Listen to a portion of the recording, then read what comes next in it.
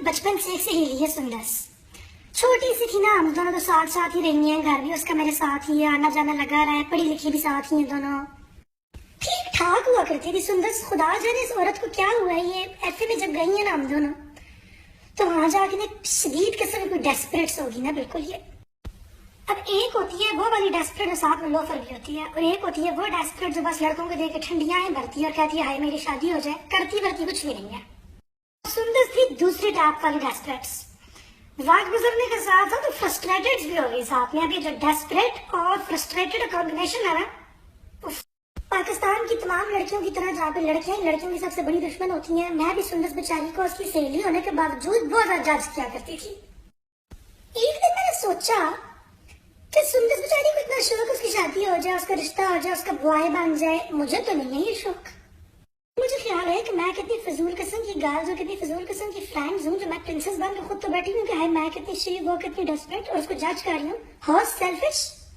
मैंने लिया सुंदर को प्रोजेक्ट के तौर पे और मैंने उस पर होमवर्क करना शुरू किया, और मुझे मेरे होमवर्क के नतीजे में समझ आ गई कि डेस्परेट लड़कियां डेस्परेट होती क्यों है।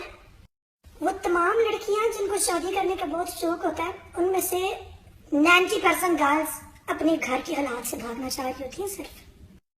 सुंदर का था एक बड़ी कमीनी सिफ्ट किस्म का लोफर सा भाई। हम सबको पता था, गर्ल्स को तो पता होता है लोफर लड़कों का, what boy is loafer, what boy not loafer. ये कोई सुंदर रही है एफए के अंदर, उस लड़के के मुंह पे कोई दाढ़ी के 4 बाल निकलना शुरू हुए हैं, उसे सुंदर के ऊपर रेस्ट्रिक्शंस लगानी स्टार्ट कर दी। अच्छी खासी लाइफ थी सुंदर की, नेट में भी दाखिला आ गया था, पंजाब यूनिवर्सिटी में भी हो गया था। उसके भाई ने पाँव रख दिया, बोला कि ये तो जाएगी लोअर कॉलेज पर गर्ल्स, बाकी जगहों पर खराब हो जाएगी जाकर। मोबाइल भी उसको बड़ी लेट लेके दिया, फेसबुक पे अपनी वो डिस्प्ले पिक्चर्स भी नहीं लगा सकती थी अपनी, वो है ना वो पेंडू पेंडू प्रोफाइल बना के तो वहां से लड़कों से बातचीत करती थी। ये जब वो लड़का भी मैट्रिक के अंदर पहुंचा था ना, तो मैं भी जब उन्हें घर जाया करती थी तो मुझे ना उसकी आंखों के अंदर ना थोड़ी खराबी नजर आया करती थी। मगर तमाम पाकिस्तानी लड़कियों की तरह मैंने उस लड़की को कुछ भी ना बोला। मैंने बोला कि रिस्ट्रिक्शन भी मेरे ऊपर लगेगी, इसे घर आना मेरा बंद हो जाएगा और मेरी सहेली भी खराब होगी।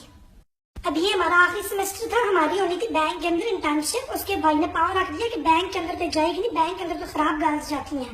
मैंने बोला शुमाइला तुम्हारा वक्त आ गया। उधर बेचारी सुंदर कमरे के अंदर बैठ के रो रही। मैं उनके घर पहुंची, मैं आंटी के सामने बैठी, मैंने बोला आंटी को तलाल को बुलाएं, I want to talk to that boy, he can. I said excuse me. मैंने आंटी को बोला आपका बेटा मोटरसाइकिल पे पूरा मॉडल टाउन का चक्कर मारता है, लोअर कॉलेज से सुंदर को पिक करने के बहाने 1 घंटा पहले आके कनेट की सारी गर्ल्स को चेक करता है। मैंने बोला बहन की जो सहेली होती है ना, वो सगी बहन की जगह होती है, और तुम इतने चीप और लोफर हो कि तुम तो हमें भी नहीं बख्शते।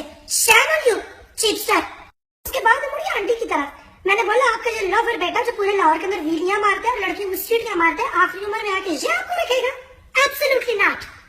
मैंने आंटी को बोला उधर लड़कियां जहाज चला रही है और चांदों में जा रही है, खुदा जाने दुनिया में किधर किधर जा रही है, इधर आपका बेटा जो है भाई की लड़कियों को जाकर ताड़ियां कराते और अपनी बहन के आगे फीते से दुपट्टे लाते।